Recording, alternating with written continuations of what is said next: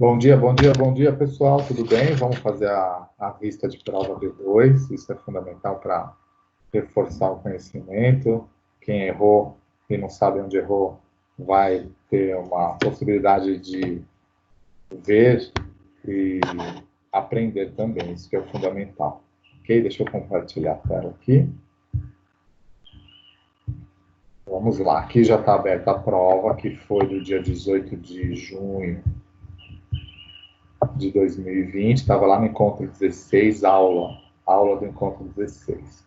E aqui nós havíamos, né, realizado aqui 10 questões. Vamos lá. Primeiro, o esqueleto humano é formado por uma grande quantidade de ossos, que garantem, entre outras funções, nossa movimentação, além de proteger os órgãos internos. Analise as alternativas abaixo e marque aquela que não apresenta outra função do esqueleto. O esqueleto funciona como local de inserção dos músculos, correto? O esqueleto garante a realização das trocas gasosas? Não, né? A parte do arcabouço dos ossos não realizam trocas gasosas, não são responsáveis por essa função no nosso corpo. Sustento da forma ao corpo, ok. Possui um maior osso que se localiza no membro inferior, chamado fêmur. Trabalha em conjunto com os sistemas musculares e articular para permitir a movimentação, o movimento correto. O crânio é uma estrutura que garante a proteção do encéfalo e também nos permite realizar a mastigação. Então, já na questão 2, a mastigação é realizada graças a um único osso facial que apresenta articulação móvel chamada mandíbula. São estruturas da mesma, menos. Então, vamos citar aqui estruturas da mandíbula, só que uma não faz parte. Mais uma vez, assinalar a alternativa incorreta. Forame redondo não faz parte da mandíbula. Sínfise e ramo, ok. Então, essa daqui é a resposta assertiva da prova, que corresponde a que não faz parte, aqui tem uma estrutura que não faz parte da mandíbula, que é o forame redondo. Forame mental não existe, sínfise e ramo, ok. Forame da mandíbula, ok. Sínfise e ramo novamente, nós repetir 3 vezes. Incisura da mandíbula, que vem entre o côndilo e o processo coronário, ok.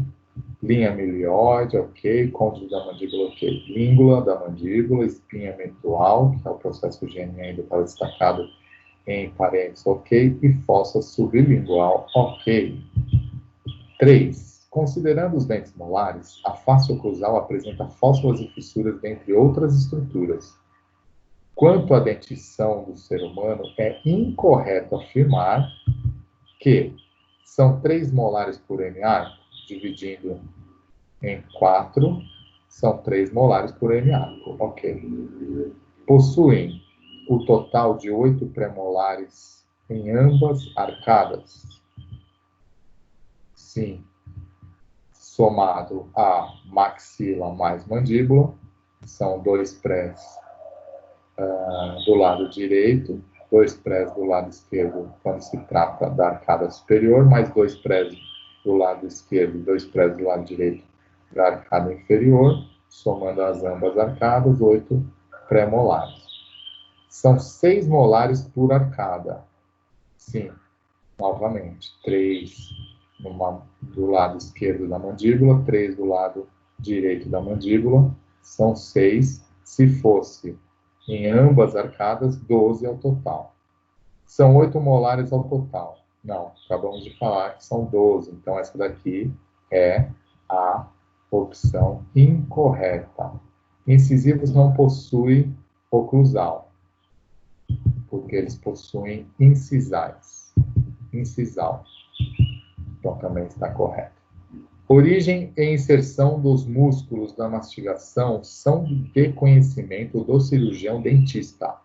Só não é correto afirmar que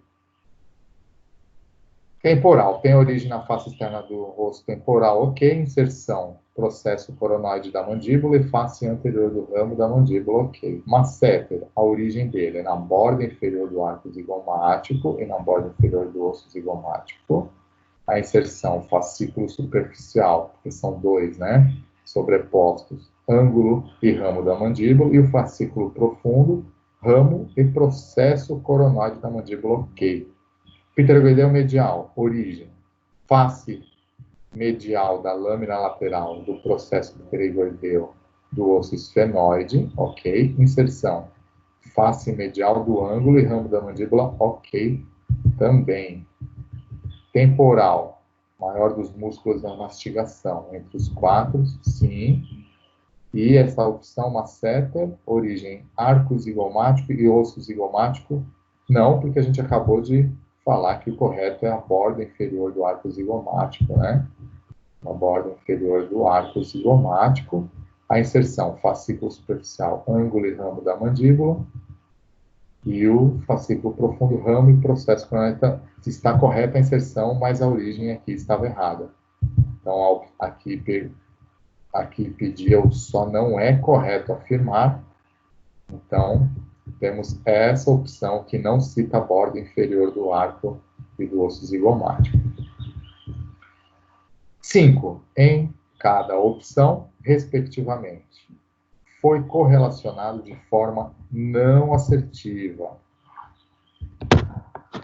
A opção que não está de acordo com o que está sendo dito, se tratando dos 12 pares de nervos cranianos. Então, a opção aqui falava 3, 4 e 6, oculomotor, troclear e abducente, ok. A seguinte, 3, 4 e 6 novamente, aqui inverteu. Então, o abducente, ela é correspondente ao sexto par. Então, o abducente deveria estar em terceira posição aqui, como foi dessa opção de cima. Então, aqui, sendo assim, já temos essa opção como a não assertiva, porque inverteu. Primeiro, nono e o 12º par de nervo craniano. Olfatório, glossofaríngeo e hipoglosso, ok. Quinto e quinto são, né? Aqui poderia ter posto uma vez só quinto, trigêmeo, ok. Terceiro, quarto e oitavo, óculo motor, troclear e vestíbulo coclear, ok também. Estava fácil.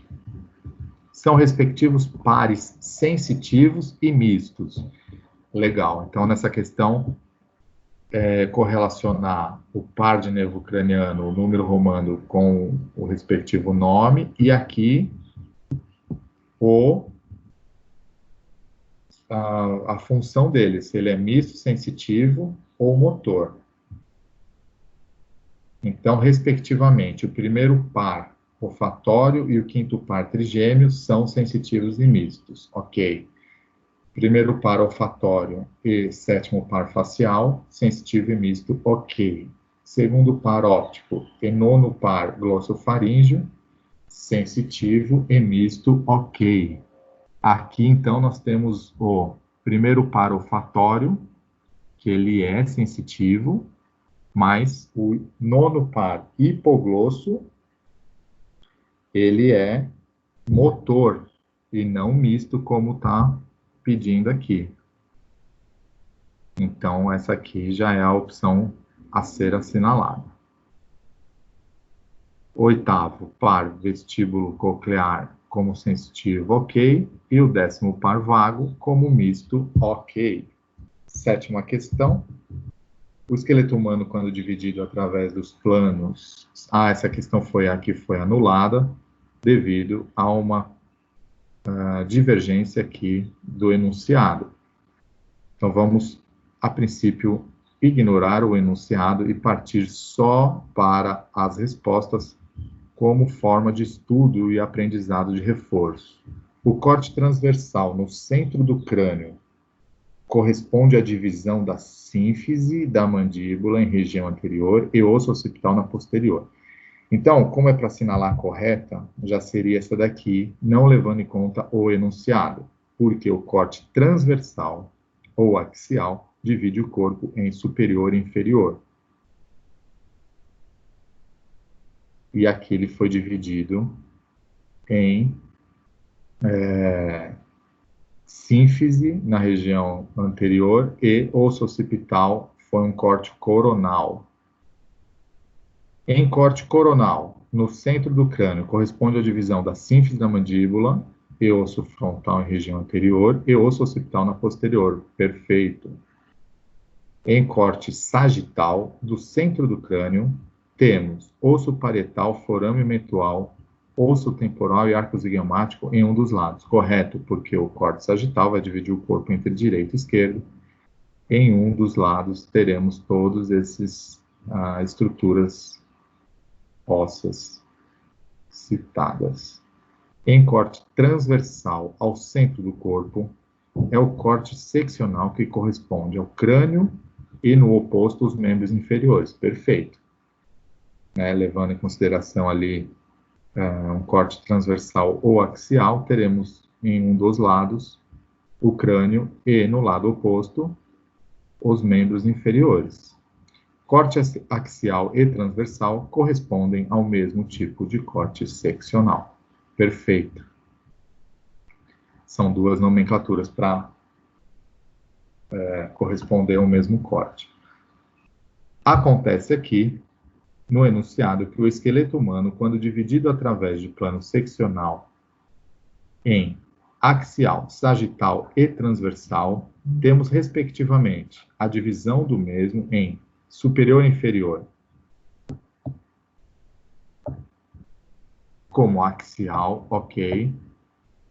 Sagital, direito e esquerdo, ok. E aqui, o correto era coronal, anterior e posterior. Por que foi anulada? Porque, levando em consideração o enunciado, esta opção estaria incorreta, como pede aqui. Porque aqui ficou o axial, dizendo que seria o superior e inferior, e o transversal como anterior e posterior, quando, na verdade, eles são o mesmo corte. Muito bem. Certos erros são bons até para reforçar o aprendizado. E essa questão foi anulada. Aos que erraram, ficaram com um ponto a mais na prova. Aos que acertaram, mantiveram a mesma nota. Ok? Questão 8. O nervo mandibular é o terceiro ramo do nervo trigêmeo e responsável pela inervação sensitiva e motora de grande parte do sistema estomatognático. Com base no exposto,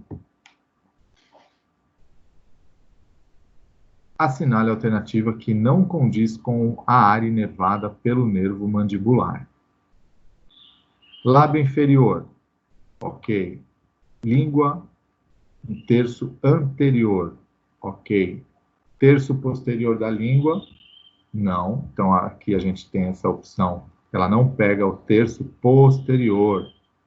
O nervo mandibular não é responsável por fazer a inervação do terço posterior da língua. Músculo da mastigação, ele é músculo do tímpano também.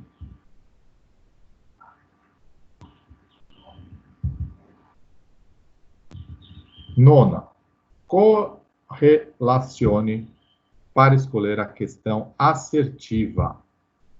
Então, aqui a primeira que está pedindo para assinalar a questão, a alternativa correta. O músculo corrugador do supercílio é um pequeno músculo piramidal localizado no limite medial das sobrancelhas. Verdadeiro.